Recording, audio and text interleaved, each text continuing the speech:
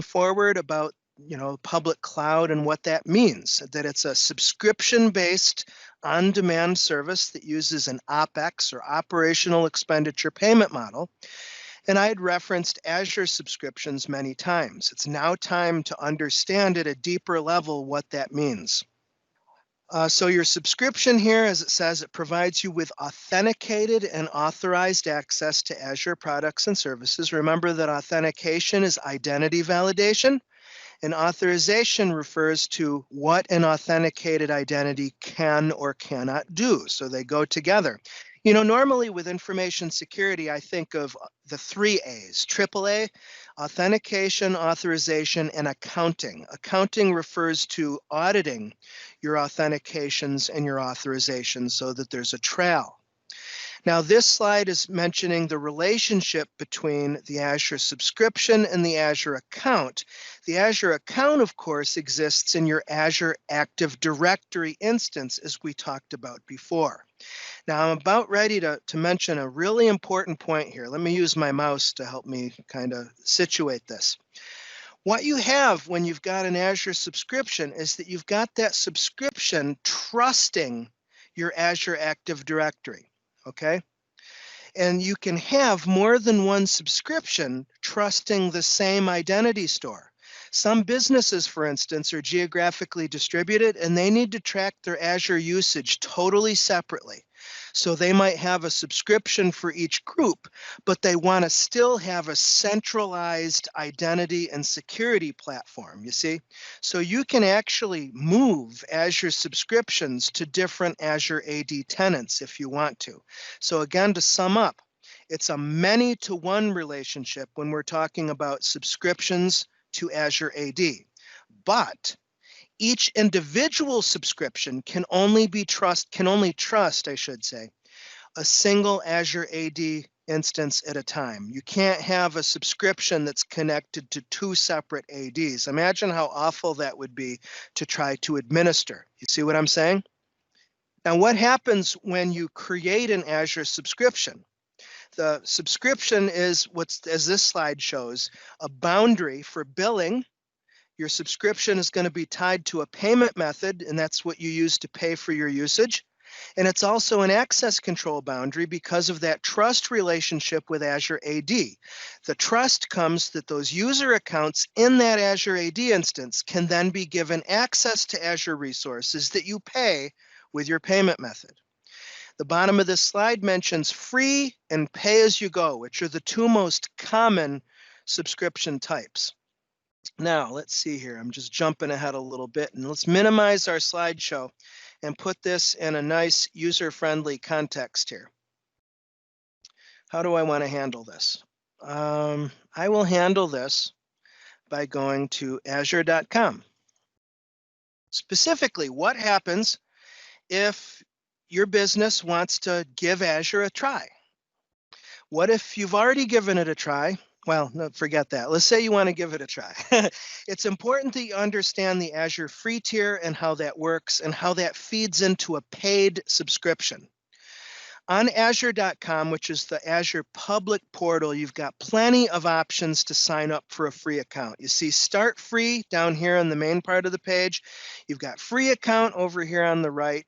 Don't memorize that. It's not necessary. Microsoft changes the design of the site regularly anyway, but the general workflow is the same.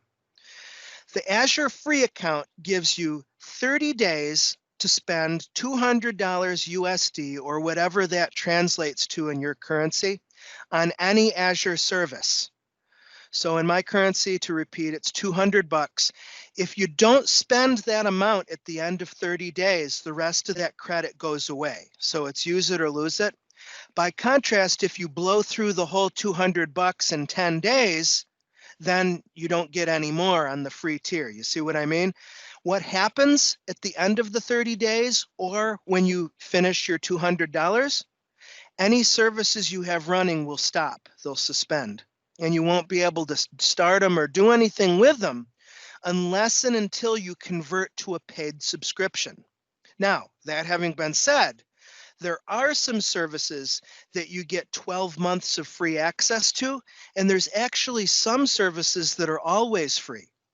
So if I go back into my account, this is my actual Azure portal account. There's actually a blade called free services. We can look it up right here that lists those for you directly in the portal.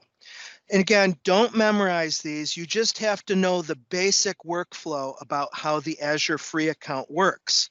That you get the 30 days of that N number of credit dollars or rupees or whatever your value is. And some services you can run free for up to 12 months. So some smaller VM sizes you can run. You can get up to 5 gigs of Azure file storage or blob storage. And then there's some services that are always free.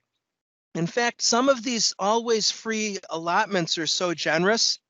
Functions, for instance, I have more than one consulting client who doesn't have to pay for their production Azure functions because they're under this 1 million requests per month, which is the always free tier. Note that you can have up to 10 app service apps for free. Of course, it's the smallest size, and you get very minimal features.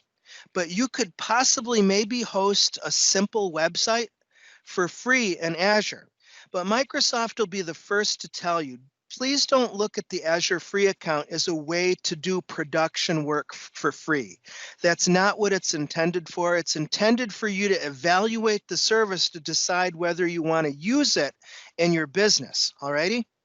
So again, if you decide to create a free account, it's going to require that you either create a Microsoft account or use an existing Microsoft account, okay? That's important because you might not be comfortable doing that. I mean, a Microsoft account, it's a free account. You probably already have one. It's what they use, what Microsoft uses for a lot of their services. Office 365, Xbox, it's just a general purpose Microsoft identity. But you do have to use that to create your subscription. Notice also that you have to provide a payment method. This is not a prepaid card. You have to use an honest-to-goodness credit card. I think you can use a debit card, but I'm not sure. The thing to know here, I want you to take some security in the fact that you won't be charged unless you upgrade. After the 30 days, any running services you have will suspend, but you will not be charged. Your account will not be converted to pay as you go. You have to convert it. You have to upgrade it. So you ask, well, why does Microsoft require a payment method? Honestly, you know why they do this? It's to prevent fraud. They don't want people to try to redeem multiple 30-day $200 credits. So by providing your legitimate credit card information, even if you attempt to do the trial under a different credit card, because it maps to the same address and metadata, you'll probably be declined. It'll say you've already done this. So basically, the payment method is used for authentication.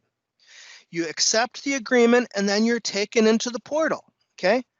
You're brought into the portal. It'll have your Microsoft account up here. Instead of timw.info, it should say something like default directory. And if you go to your Azure Active Directory, it will show up as the free tier. I'm running a paid tier of Azure Active Directory because I need those features for my work. If you go to Manage Users, you'll have just the one account, your Microsoft account. In fact, we can find my Microsoft account that I used to start this subscription. Let me see if I can find it. Let me do a search here.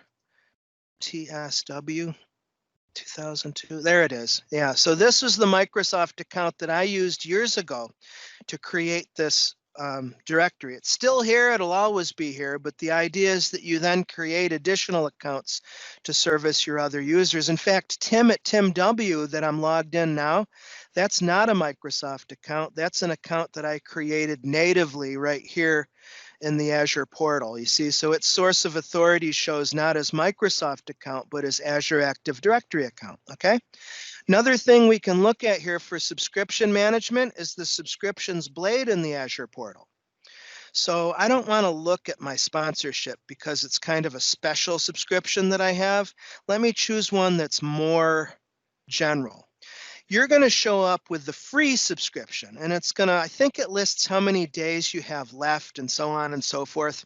And so what you would do is if you decide to flip the switch to go from the free tier to pay as you go, you would come into the subscriptions blade and come into your subscription settings like you see here. And there'll be a button off to the side. I think it says upgrade or something like that. So the bottom line is you have to manually convert your subscription, and you can convert it from directly in the portal here. And you'll already have a payment method associated with that subscription. I should have stayed where I was here. Let me do a search here for pay. Yeah, payment methods here. So you can manage that. Now notice there's a separation of duties here. It says payment methods can be managed by your account admin, and I'm not the account admin, so it's not letting me get to the underlying source. Remember I said that when you start an account, you've got the Microsoft account identity. By default, that is the super user account for the whole subscription. And then any additional administrators won't be able to modify the billing. It's only initially that initial account that created the subscription that can modify the billing. And that's good because in all likelihood, you might have a team of administrators, but you don't want them all having the ability to adjust billing information for obvious reasons. Other things you can do are print your invoices. If you're a Microsoft partner, you can pop in your ID here so Microsoft can tap into your usage. And I know that's important for especially cloud service provider Microsoft partners. And you can go on from there. Let me go back here and go back to where we are, the exam AZ900 exam blueprint. I want to hang on this pretty thoroughly to make sure that we're covering all the bases here. Uses and options with subscriptions, cost management, free, pricing calculator. Okay, all right, cool. So let me open up a couple other browser tabs just to kind of set them there as a placeholder. I'm going to open up the pricing calculator and the total cost of ownership calculator to put those off there so I don't forget. And let's come back here to I think I've wrapped up the free account pretty well. Like I said, 30 days, 12 months of access to some free tier services. You come into the subscriptions blade to upgrade or modify your subscription, assuming that you have the appropriate level of access. Another thing to keep in mind with subscriptions is security, like I just was saying. For instance, remember we've mentioned role-based access authorization quite a bit, haven't we? Look here, access control IAM. We can set this at the subscription level because by inheritance, any authorization role assignments we make here at the subscription level will cascade to all resource groups underneath the subscription and then all resources under the resource group. So it looks like I've got one reader for this particular subscription, and I've got 3 that are in a special category called User Access Administrator. Okay. So that's that. A little bit more about costing and cost management. What do you need to know about that? Well, in your subscription settings, we've got cost analysis. And this is going to help answer the question, exactly what are we paying for? Like I said, you can always look at your invoices down here, like I said. But you've got some more interactive stuff that you can look at. Unfortunately, this is dead quiet because I haven't used this subscription in probably over a year. But it's showing you what you've actually spent on, as well as what Azure predicts your spend will be based on your past usage. That's basic machine learning right there. And you can create budgets to help keep your spend within a particular scope. You see what I mean? Isn't that neat? So these are important tools in your tool belt in terms of really keeping track of what actually is happening in your subscriptions. Because, I mean, let's face it, there's not much worse than somebody, playing or quote unquote testing in your pay-as-you-go subscription and starting a service that costs $8 an hour. And at the end of the month, you get a big surprise. Remember to tie in our learning from session 3, Azure Advisor takes advantage of machine learning to give you cost suggestions. Again, it's not giving us recommendations here because I haven't used this particular subscription in a long, long time. I guess we could go back to one that I have been using. And let's go down to Advisor or just search. A lot of times I'll just search the settings instead of scrolling.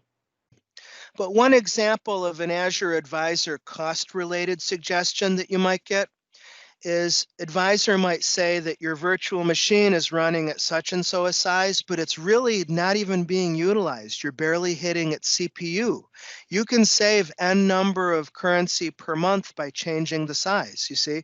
Or same thing, your Azure SQL database is heavily utilized. Although it might cost you some more money, you might want to resize it. So again, I want to give a shout out to Azure Advisor, how helpful that can be, those advisor recommendations. So again, like I said, we can do budgets, we can look at cost analysis directly in the subscription, and there's also another feature that might show up on your AZ900 exam is Cloudin. Have you ever heard of that before? C-L-O-D-Y-N, Cloudin. Now this is a software as a service platform, SaaS, that gives you, again, insights into your spend. It gives you deep forecasting capability. It gives you optimization suggestions and all that kind of stuff in a really slick way. Why am I mentioning this, what looks to be a third-party product? Well, because Microsoft bought Cloudin, I think sometime in 2018. So it's a Microsoft subsidiary. And Microsoft has gradually been integrating Cloudin into the Azure portal. If you do a search in the Azure portal for Cloudin, the closest match is the cost management and billing blade. So let's head on over there. And it's under, I think, cost management. Yeah, so it's going to be based on whatever your subscription is that you want to look at. You can change the scope here if you want to change to a different subscription.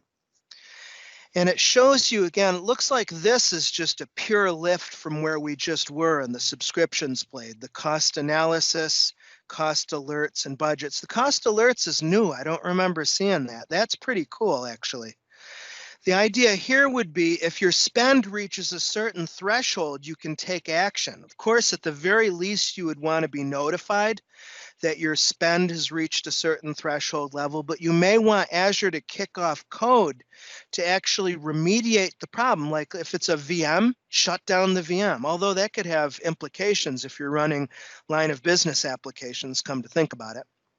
Cloudin takes you into that integration. It says Cloudin is gradually being replaced by Azure Cost Management.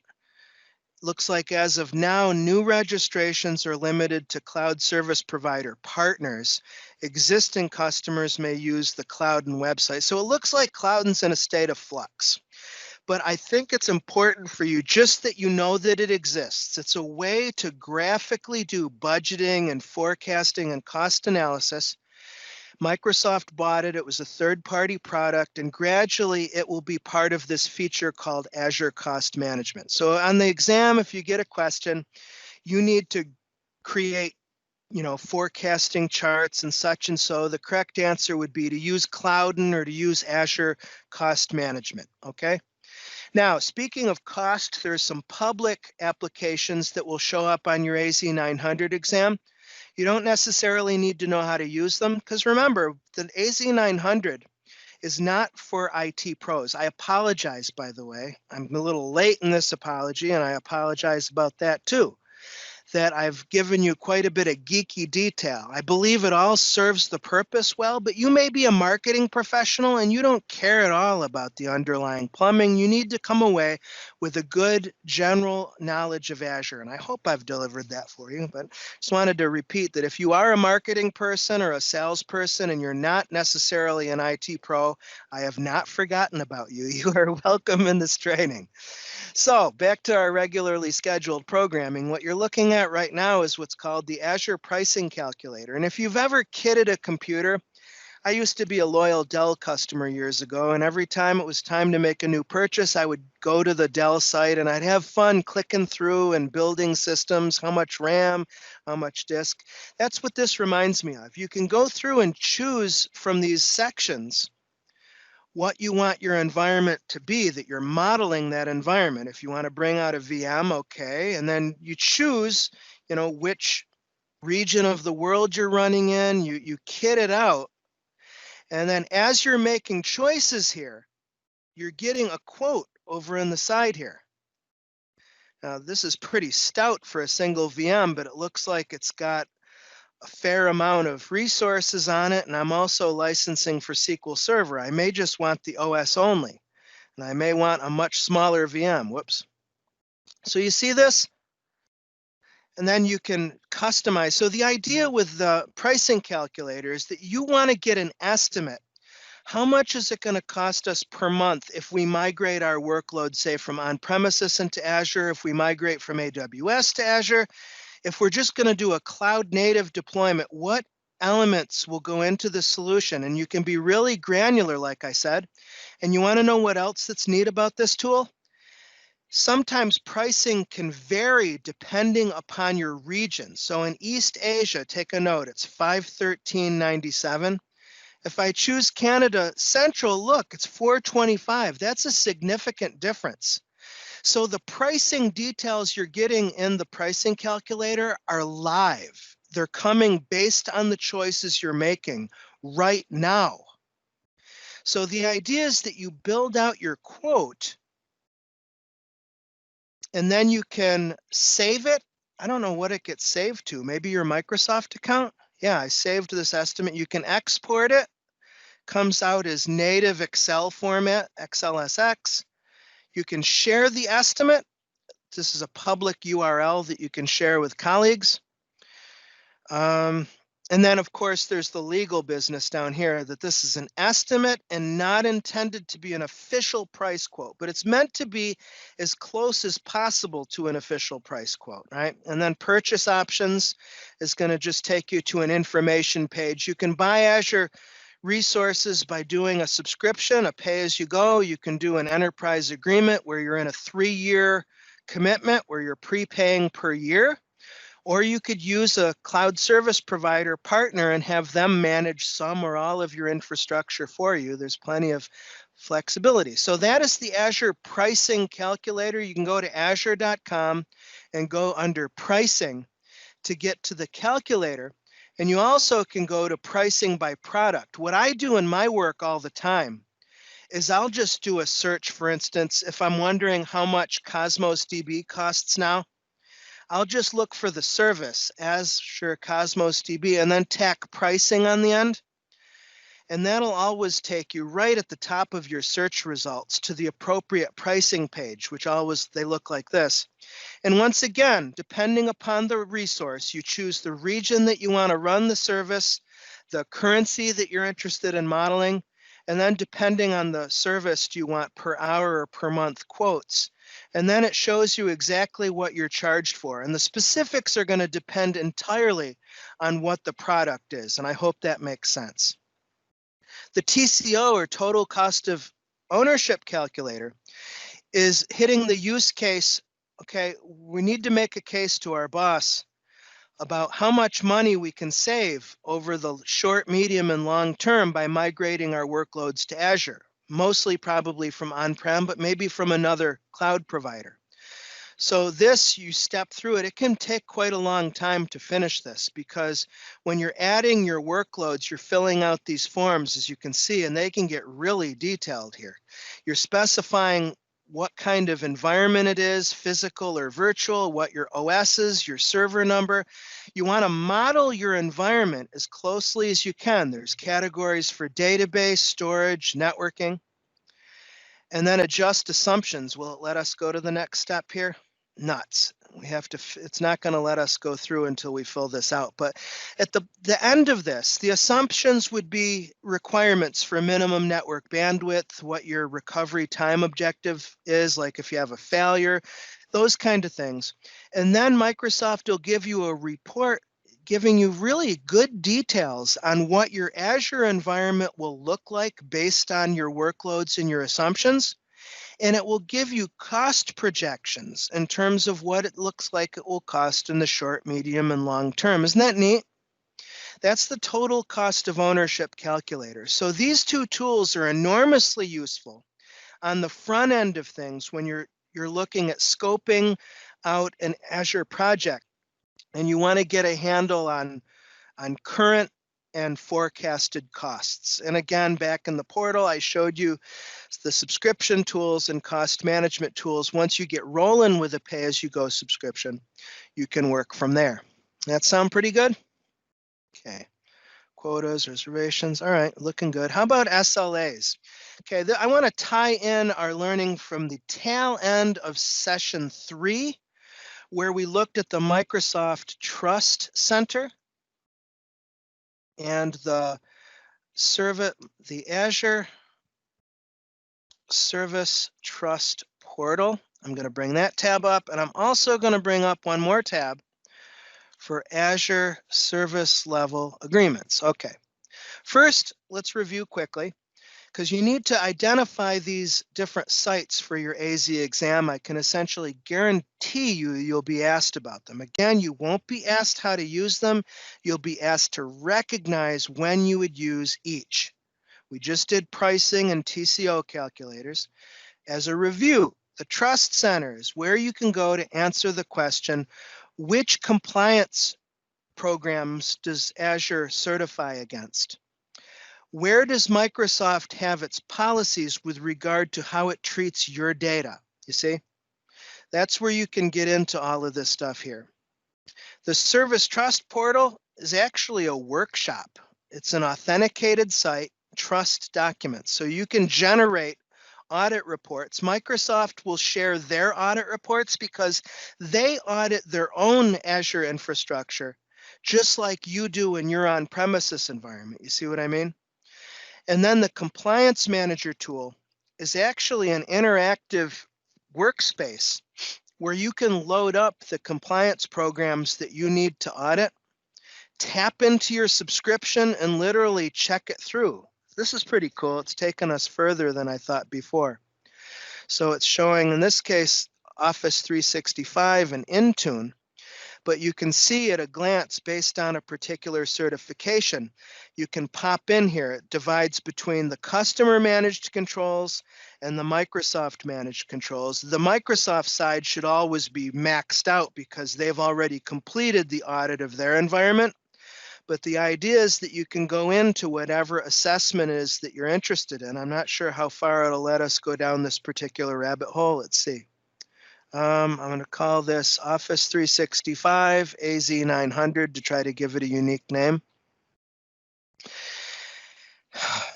And then eventually, maybe not, it doesn't really matter.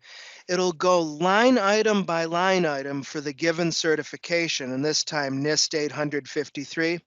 And you can specify whether or not you meet that line item, and you can document it by pointing directly into your Azure infrastructure. That is the long story short about Compliance Manager that's part of the Service Trust Portal.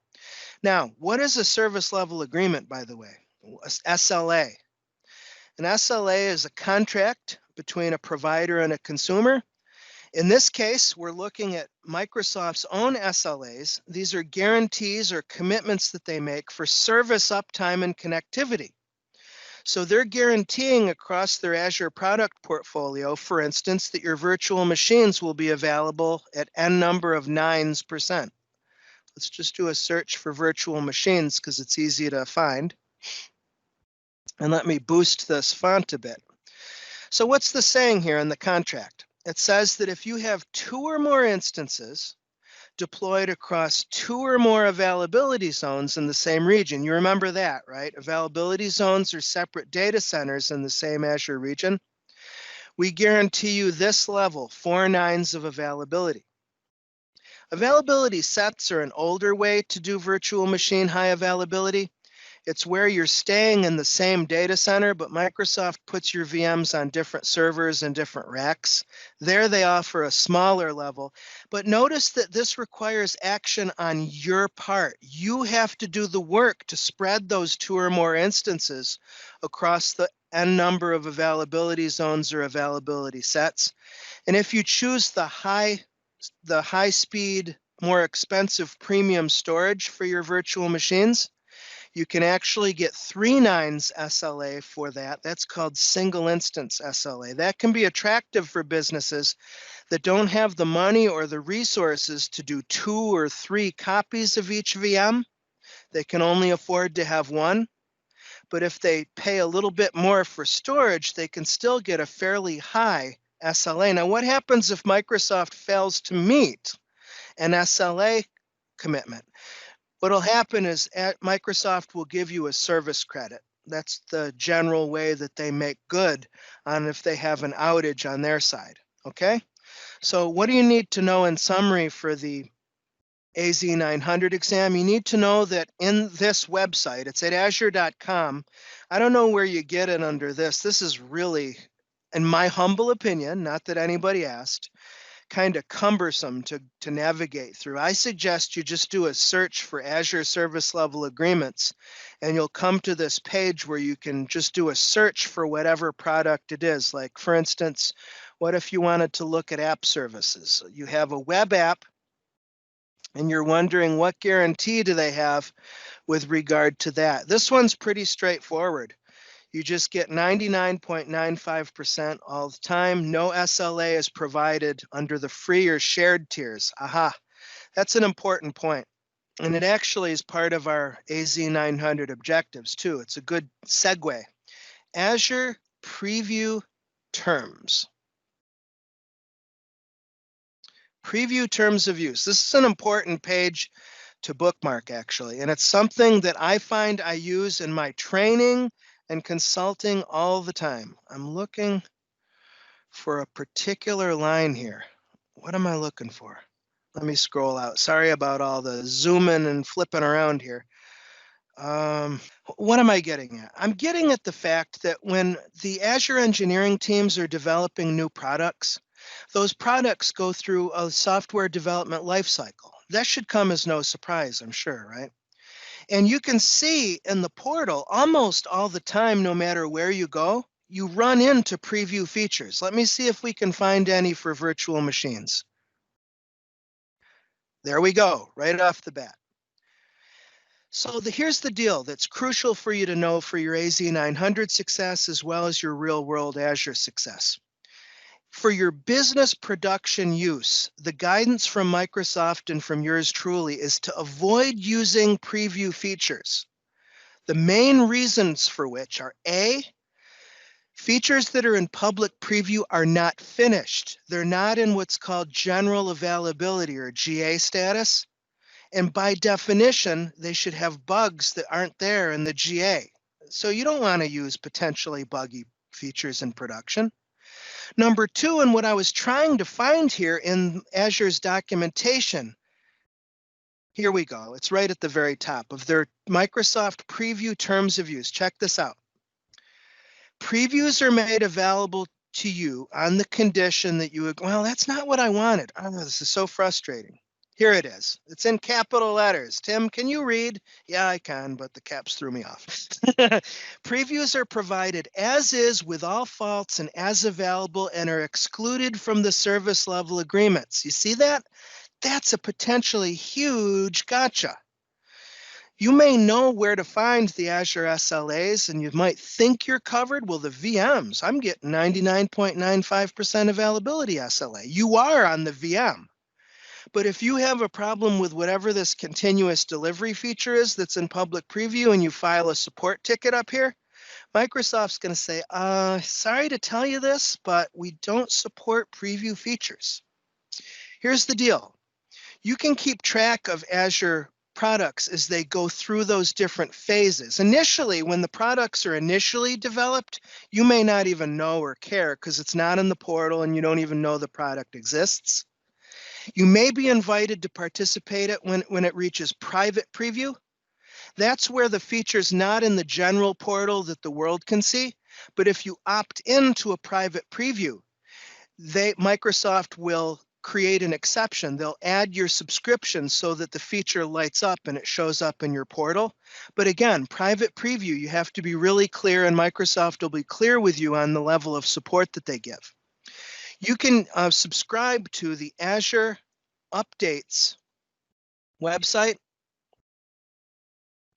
It's probably at azure.com/updates. And this is a good site to bookmark. And I like RSS, really simple syndication, because you can subscribe to the feed and have new entries pop up in your feed instead of having to come to this page. But notice you can see everything. You can see recently generally available products. You can see products that are in public preview and in some cases private preview, and ones that haven't even reached public preview that are just roadmap items. That's what in development means. You're going to need to, if you're going to be working with Azure in any deeper level, you're going to want to stay abreast with these announcements as new products are under development, how they go into preview, and it may be a product that you could really use. So you'll want to watch for announcements when product groups allow you in to a private preview. Once it reaches public preview, in most cases, it's going to show up in the portal where you can see it. And when a feature reaches public preview, it'll show up here like you're seeing with parentheses, preview. And although it appears to be supported in general availability, just like these other options that I'm clicking, it's not. It's subject to the preview terms of use. Does this make some semblance of sense?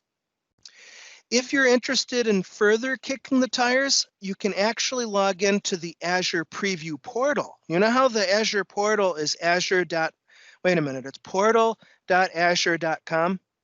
Well, if you do preview.portal.azure.com and authenticate in with your administrative account, you can see, and I think this is orange tag over here on the left-hand side that says preview. You want to be careful. Don't be doing your production work in here. I mean, if I go over to app services, you can interact and work with your production stuff just fine. But you'll find that you can get access to pre-release features in here, in some cases without having to necessarily register for a private preview.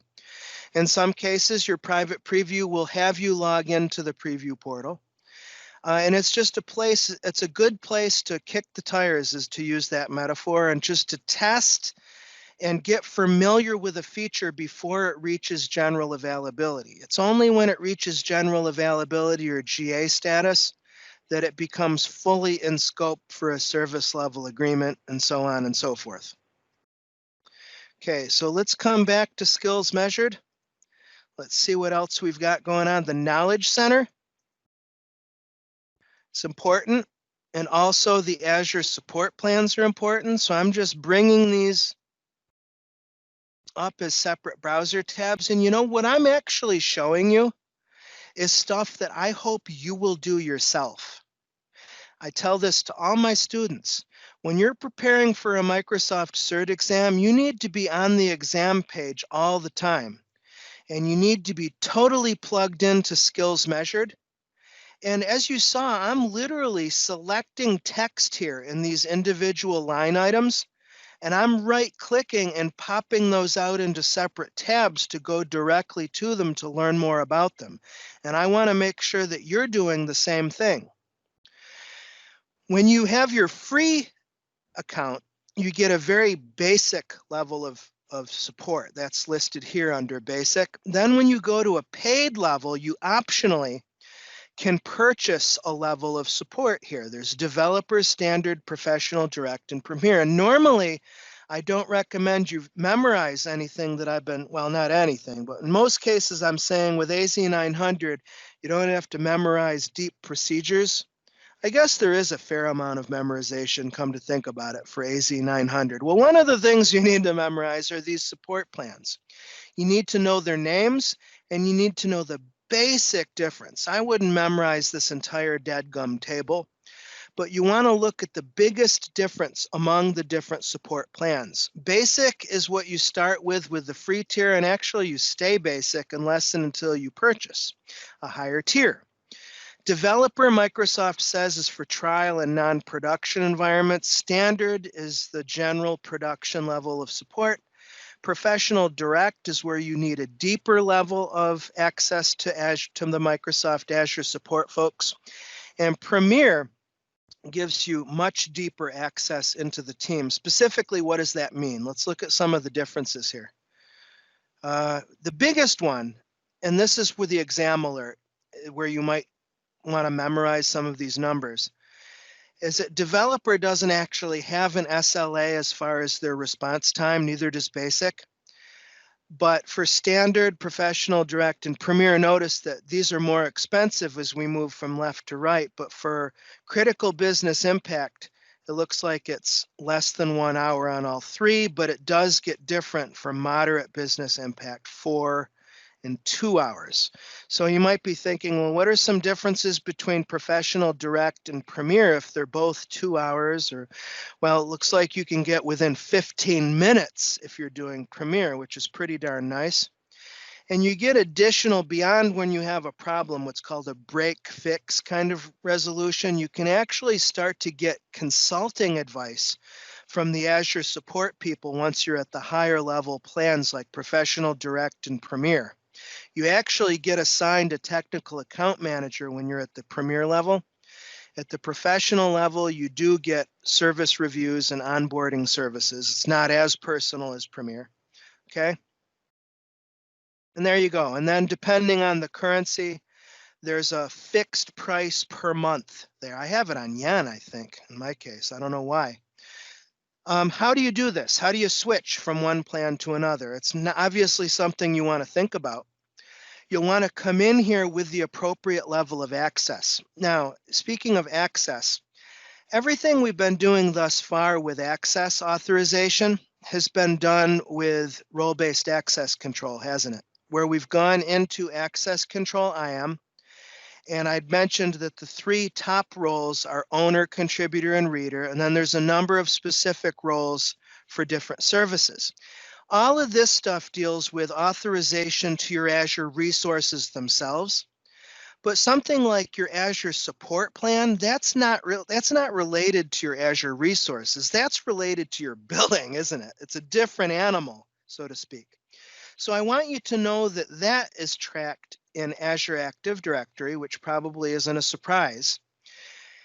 What might be a surprise, though, is that there's a separate collection of RBAC roles for Azure AD. So the idea here is you don't want just anybody to be able to file tickets. You don't want necessarily everybody to change the support plan, for sure. That could be a big, big cost difference.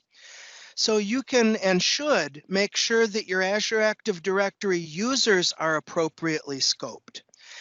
And there are built-in roles in Azure Active Directory too. So billing administrator, it says, can perform common billing related tasks like updating your payment method and so forth.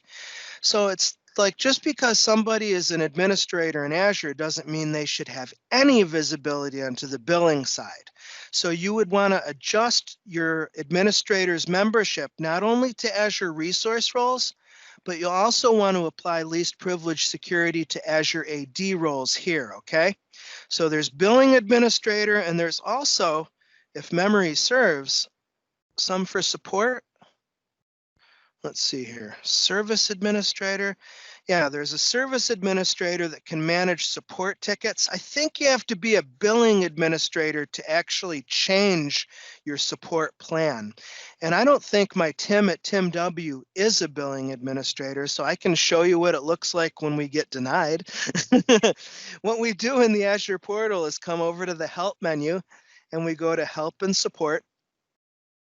And in here, this is not only where you can file support requests to the Azure support team and manage those requests. You may have more than one ticket outstanding, for instance. We can go to support plans, and then based on your subscription, you're at a certain SKU or tier. And notice how it says upgrade. I'm not going to do this. I don't want to risk making a change that I'm going to regret. But assuming that the account has the proper privilege, this is where you can make a change. It looks like I'm running at the developer tier for this Azure sponsorship subscription, and it gives you a good run of the difference and the cost per month here. Okay, that's that. That's the support plan. Now, what else can we do from this health and support blade? We can actually do some pretty cool stuff here. There's a link to Advisor, which I've already talked about. No need to talk about it anymore, but there's also service health. This is cool because the service health mechanism, again, it takes advantage of machine learning, artificial intelligence, and so forth, the cloud. And it gives you a personalized view of what issues might be affecting your resources. So it's very personalized. So based on the resources that you're using, it defaults to the ones that you've actually got deployments in. Let me dismiss that.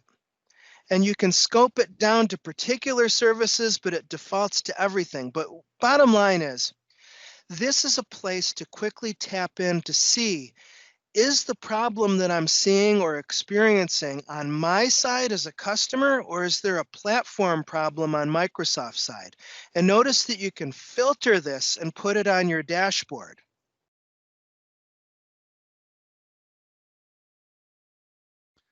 So this is called service health. Really nice ability. Because what are some other ways to check to see if there's a problem? You know, your users can't get into Cosmos DB, or they can't get into a VM or an app service app. Is there something on Microsoft's side? So you should know for your AZ900 success and beyond about, for instance, the Azure status page. That's a public page, status.azure.com. This isn't limited to your own deployment. This is worldwide what's happening. And of course, you want to see checks. You don't want to see warning or critical. If there's a big outage, it'll show up right up here at the top. So that's Azure status. That's updated every minute, I think. Notice that it links here to service health. Go to your personalized dashboard. Here it's going to take us directly to service health. And you can get to service health from the portal itself. You don't have to go through health and support. It's available in its own blade, as you see here. Again, I just can't stress how cool it is that this is personalized to the regions you're using, your subscriptions, and your services, okay? Another place publicly you can go to check on Azure service status is their Twitter feed. Azure support is and Twitter at that handle, Azure support. Now, they follow me and I follow them, so we're able to see their stuff. At one point, they had to follow you for you to see support. I don't know if they changed that or not. It's really annoying, but the Azure support Twitter ID is another place to get outage information and to try to keep track on that, okay? And then lastly, as far as the service health aspect, there's what's called resource health as well. And this means if you're looking at individual VMs or individual databases or container servers or whatever, you can scroll down to where we were earlier when we were looking at monitoring. Actually, let me just do a search for health. Let's see, resource health, there we go. And this can be a good spot to check as a sanity check to see if there's any Azure platform problems that are affecting the VM. Again, if your VM goes offline, your first thing you think is, did somebody on my team shut down the VM? Did I make a mistake and deploy code that crashed the VM? Or is it a problem on Microsoft's side that I can't do anything about myself? So Resource Health shows you that. And it also gives you a rundown of health history. And you can expand this to see what Azure has detected on that resource itself. So it looks like the virtual machine is starting by an authorized user. So that's just informational. That's not particularly scary at all. That's when we started the VM earlier in this session. And then throughout the life cycle of the VM, We are currently unable to determine the health. Maybe this was before we turned on diagnostics. Who knows? I'm just showing you different methods here as we're wrapping up in the final 9 minutes of our course, where we can get insight into Azure's resource status and service status, okay?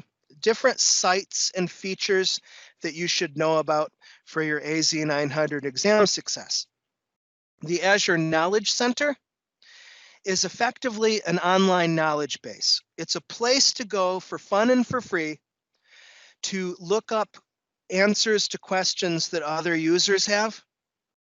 Of course, you can search here as well, and you can filter it by product. Let's look at a typical question here. A SQL database query is slow or unresponsive. Yeah, so it's essentially just an automated knowledge base. I don't tend to use this very much myself, but because it's part of the exam objectives, you need to know it exists. It's simply an Azure-related question and answer database. Okay, view, general availability. Looking good, looking good. Yeah, that looks good. Cool. Well, I think at this point, let's just do a global sweep now through the skills measured. And then I'm going to wrap up with some takeaways, some suggestions, tips, tricks, and so forth to get you in a position to pass that exam ASAP. Yeah, we used the vocabulary a lot. We looked at the different products, privacy, identity. Yeah, I think we're in really good shape. So now let's turn our attention to the exam more granularly and what you can expect if you've never taken a Microsoft certification exam before. Well, when you schedule the exam, you'll be eventually connected into Pearson VUE, which is a separate company. That's who Microsoft has partnered with to actually deliver the exams. It's not letting me go further because I've already taken the exam. But if you hadn't taken it, what this will do is ask you how you want to take the exam. And you can take the exam either in your own home or office directly over the internet, or you can go to a Pearson VUE testing center. Which you choose is dependent upon a variety of factors. Okay, but that's that. What I want to use in our precious few minutes left together are to give you some real quick high impact tips on getting prepped up so you can pass. Practice tests, crucial. The official practice test provider is MeasureUp. In other words, Microsoft's practice test provider is MeasureUp. And they have a practice exam for AZ900. So if you go to measureUp.com, you can find that. They sell it as a software as a service kind of thing. They have a cert kit. I'm not exactly sure what's in that, or they just give you access directly to the practice exam. You know, honestly, if you have experience with Microsoft exams in the past, I would say you can probably skip the practice test because it's really just multiple choice. It's very low impact as far as that goes. As far as the other exams, the associate and expert exams, you absolutely want to take one of these measure-ups because you want to try the different interactive item types like select and place and build list and reorder. And those can be pretty intimidating and can slow you down if you don't know how they work. So one benefit besides content review of these measure ups is that they give you practice with the actual item types that you'll see on the exam. Now, these are not transcripts of live exam questions, clearly, but they're close and they're enough to allow you to review the content and get familiar, okay? Now, instead of purchasing directly from MeasureUp, I would suggest that you look at the Microsoft Certification Exam Offers page. Here we go. Free IT training, certification offers, and so on. Again, this suggestion isn't so good for the Azure Fundamentals because Fundamentals is priced at a lower price point. This suggestion is probably more appropriate for associate and expert. But what you can do here is get a discount on the MeasureUp by purchasing a bundle here, this exam replay.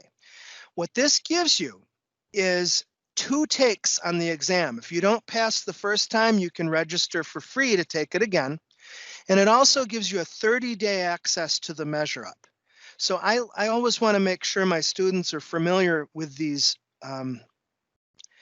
bundles, I guess. Although it takes you to another site, mindhub.com, it does tie back to Pearson VUE. It's a legit site, so I've used it myself many times. It's not some shady third-party site. It's tied directly in with the vendors, so it's fully legit as far as that goes. Okay, so the practice test is going to certainly cover your base there. If you're a reader, you're going to want to, of course, hit the documentation, docs.microsoft.com/Azure. If you're not an IT professional, instead you're maybe marketing, sales, maybe this is less impact because this is technical documentation. There, I would draw your attention to azure.com, and there's a whole bunch of sites in here that you need to know about for the exam. In fact, there's a link to the documentation.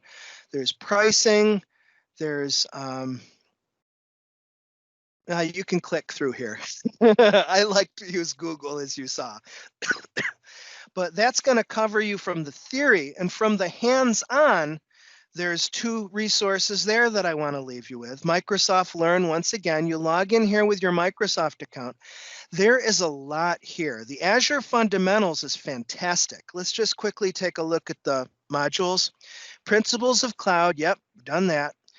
Here's core cloud services, we've done that. And then they have actual labs, like create an Azure account. Let's see what this one looks like. Let's go to start. Creating an Azure. Okay, some of these labs are honest to goodness hands-on labs where you can work with Azure from Microsoft subscription and it doesn't cost you anything. Others are procedures that you can choose to follow or not, but you'd have to use your own environment, okay? But long story short, the Microsoft Learn is a fantastic place for hands-on. And then the last reference, I'm going to show you a slide that has that. Let's see. It would be this one right here, yeah. You'll notice the Azure Fundamentals Learning Path at Microsoft Learn. You can do aka.ms/learn, and the hands-on lab guide will actually, that tiny URL link will take you to GitHub, where you can pick up the lab guide that accompanies this course. Sound good? So let's finish up with a couple review questions and then we will say goodbye. I want to give you my contact info too. So this question says, you work for Contoso, management teams requested monthly reports. Which of the following should you do to generate the report? Locks, policies, management groups, or tags? The correct answer in the key says tags. I argue, I don't think this is a well-worded question, but what this ties back to is, remember session 1? We actually worked a little bit with taxonomic tags where you can round up different resources and then report on them. That's what that's dealing with. Deletion of which of the following unused resources will save costs you incur? Public IPs, Azure AD groups, storage accounts, or resource groups. So this is asking us to differentiate products that have a cost versus those that don't. You know what? Again, I'm sorry to be a picky guy here, but I would say A and C are correct. Public IPs are charged.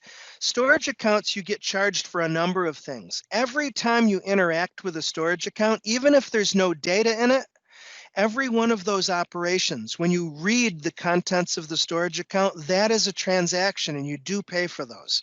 By contrast, Azure AD groups are always free and you can have as many resources groups as you want, and there's no cost with those either.